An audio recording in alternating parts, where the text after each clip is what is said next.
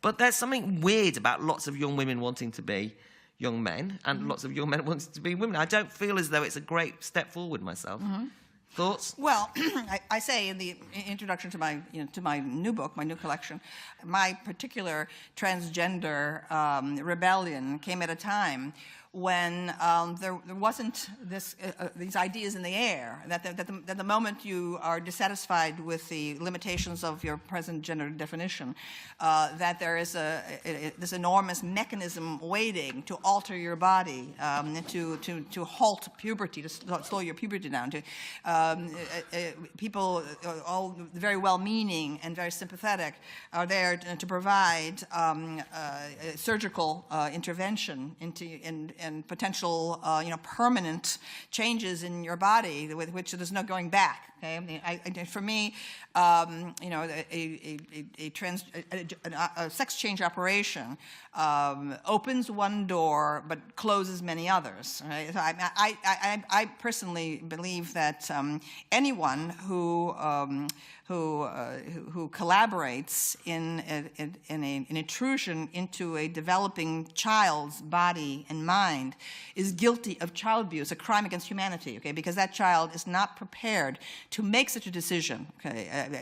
I think that such decisions about sex reassignment surgery must wait when one attains a majority, which would be, it seems to me, a minimum of age 18.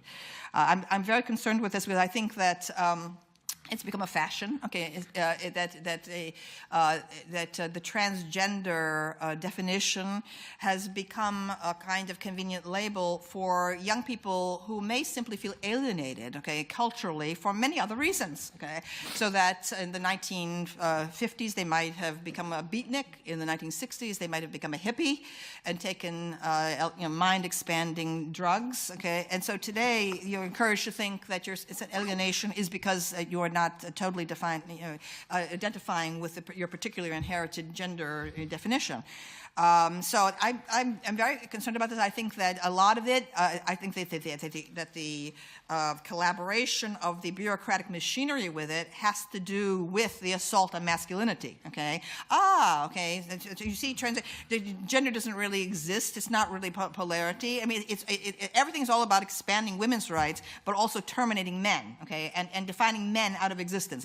Masculinity is by definition toxic, okay? Masculinity doesn't exist. And you see, this is the proof of it. Now, I began all my studies, my book Sexual Personae began as a dissertation at Yale graduate school on androgyny. I've always been fascinated, attracted, to the subject of androgyny, and that's what sexual personae is. I explored it in history, but the more I explored it, I realized that that historically, the movement toward androgyny occurs in late phases of culture, okay, as a civilization is starting to unravel, okay, and that you can find it again and again and again through history in the Greek art, okay, you can see it happening. All of a sudden, okay, there's a kind of there's the sculptures of handsome nude young men athletes that used to be very robust, okay, in the archaic period suddenly began to seem like wet noodles, okay, toward the end, okay, and that the people who live in such periods, a late phase of culture,